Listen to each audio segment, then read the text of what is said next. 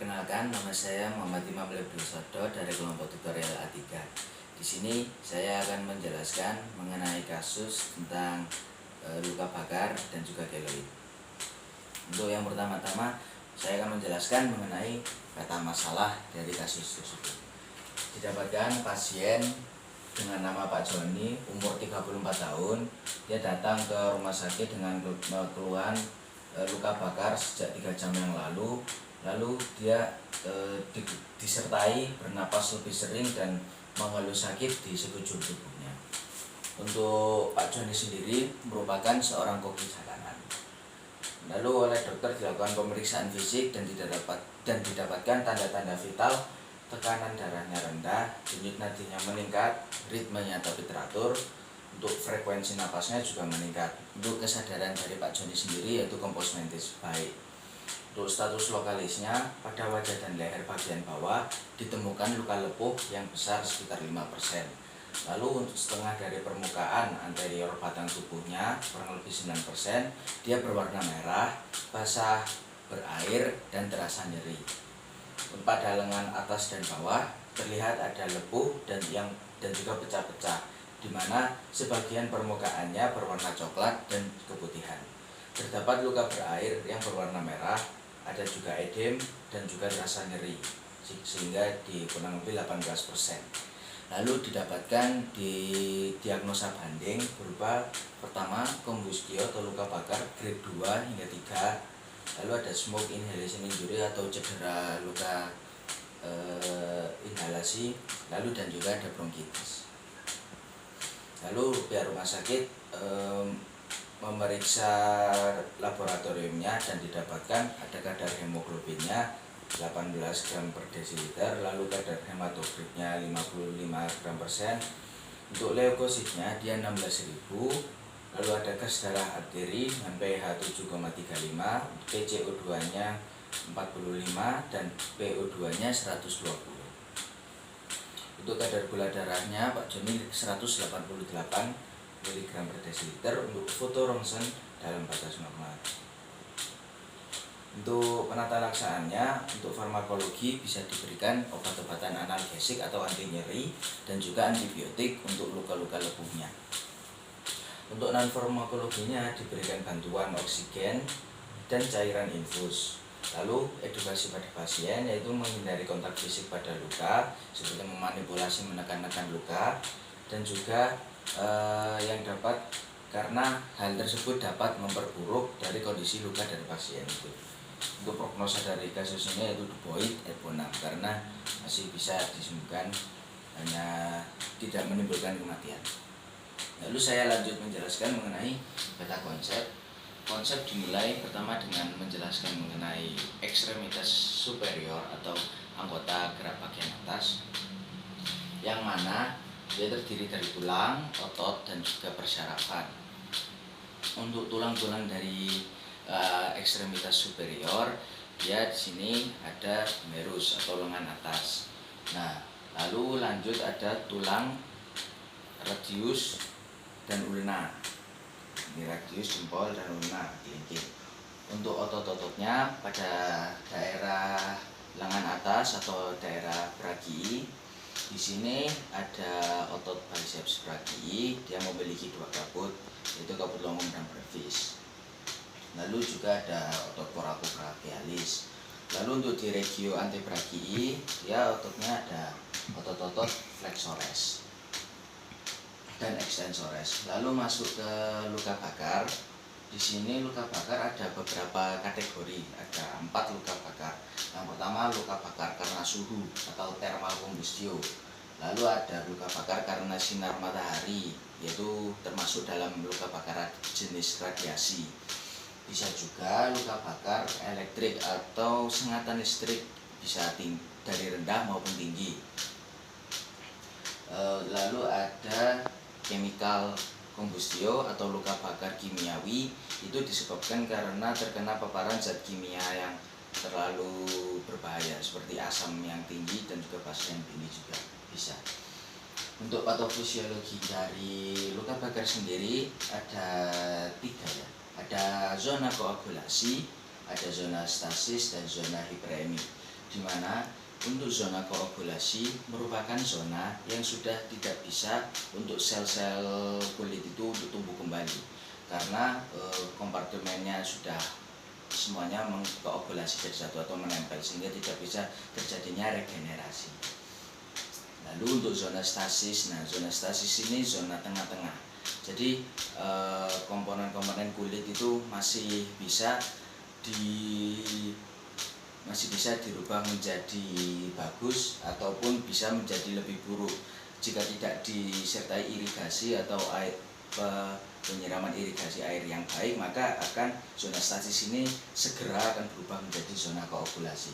Lalu jika ditangani dengan baik, maka zona stasis ini bisa menjadi zona hiperemi. Nah, masuk ke penjelasan mengenai zona hiperemi. Zona hiperemi merupakan zona luka bakar yang masih bagus. Dia sudah komponen-komponen kulitnya masih bisa beregenerasi dengan baik sehingga warna dari zona hiperemi ini merah terang, merah. Lalu untuk klasifikasi dari kedalaman luka bakar. Kedalaman luka bakar dibagi menjadi 4. Ada derajat 1, derajat 2A, 2B, dan derajat 3. Untuk derajat 1 sendiri, struktur kulit yang terkena hanya sebatas kulit luar epidermis saja, dan sehingga untuk klinisnya hanya tampak kemerahan, kering, dan juga rasa sakit. Lalu untuk derajat 2A, di sini struktur kulit yang terkena hanyalah epidermis dan hingga dermis bagian atas atau dermis pars papillare. Untuk derajat 2B, dia struktur kulit yang terkena sama epidermis terkena dan juga dermis pars reticular atau dermis bagian dalam. Nah, untuk yang derajat 3, dia tuh luka bakarnya menyerang struktur kulit epidermis, dermis, dan juga subkutan atau hipodermis. Lalu masuk ke klasifikasi keparahan dari luka bakar. Luka bakar dibagi menjadi 3 keparahan, yaitu minor, moderate, dan mayor. Untuk keparahan luka bakar minor, yaitu untuk TBSA atau total body surface area yang terkena, yaitu dikategorikan luka bakar minor apabila TBSA-nya pada dewasa itu kurang dari 15%.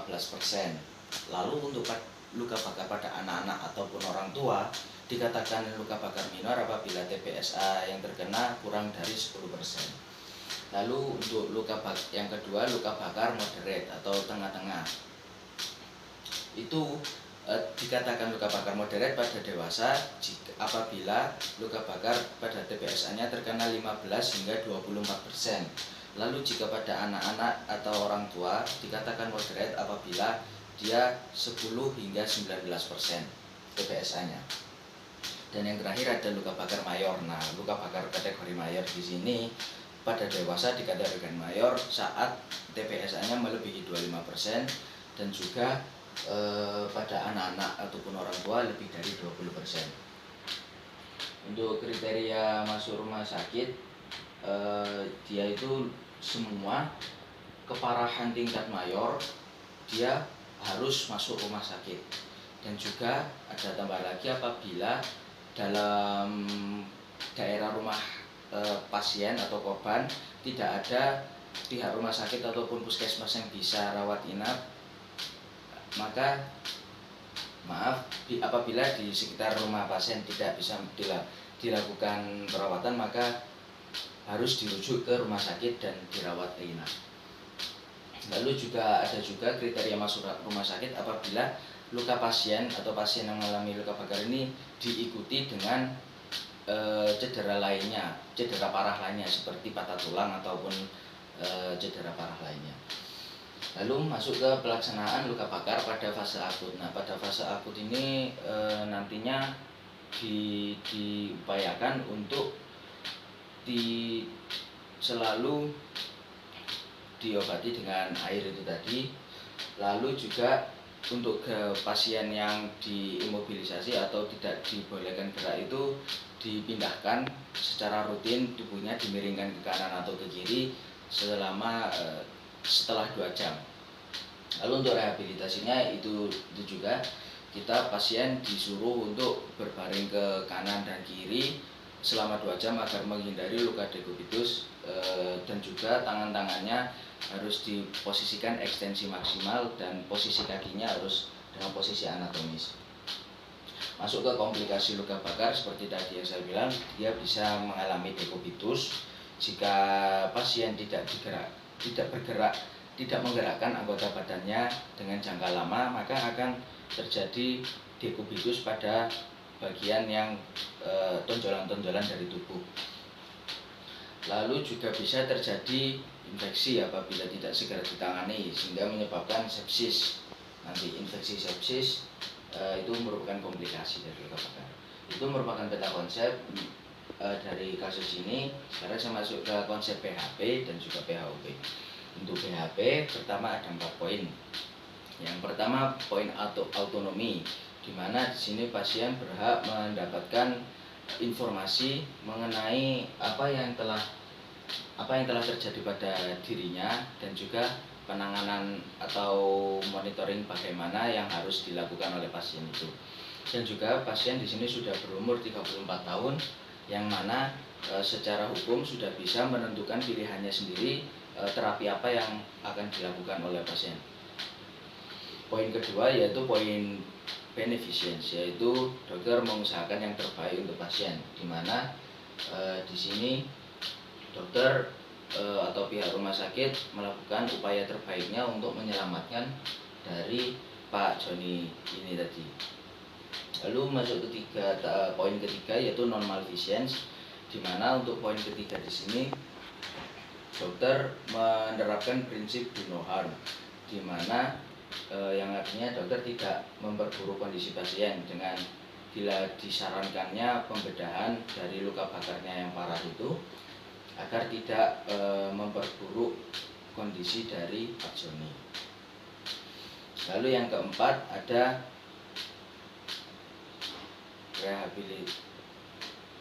untuk poin keempat ada justice, yaitu prinsip keadilan, di mana pihak rumah sakit tidak mempermasalahkan ras dan agama dari setiap pasien yang datang. Lalu masuk ke PHOP. Untuk PHOP ada 5 poin. Yang pertama ada health promotion, di mana rumah sakit mengedukasikan kepada masyarakat apa itu luka bakar, bagaimana penanganan pertamanya, dan juga penanganan rawat jalannya bagaimana. Itu untuk poin beneficence. Yang kedua untuk poin health promotion, untuk yang kedua ada specific protection, di mana di sini disarankan untuk setiap melakukan pekerjaan harus disertai menggunakan APD, alat pelindung diri yang lengkap, sehingga tidak akan meminimalisir terjadinya risiko pekerjaan.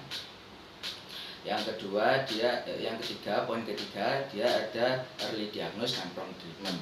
Jika mengalami hal-hal seperti ini, maka disarankan untuk segera menuju ke rumah sakit terdekat. Dan lalu poin keempat dia ada disability limitation, di mana disarankan untuk luka bakar tidak diantisipasi dengan menggunakan odol ataupun memanipulasi luka bakar dengan cara lainnya. Itu tidak disarankan untuk disability limitation. Yang terakhir rehabilitation, di sini untuk poin rehabilitasi yaitu mengonsumsi makanan-makanan yang bergizi agar meningkatkan tubuh untuk segera meregenerasi kulit-kulitnya, dan juga segera digerak-gerakkan tubuhnya untuk melatih agar dapat beraktivitas seperti semula. Sekian penjelasan dari saya, kurang lebihnya mohon maaf dan terima kasih.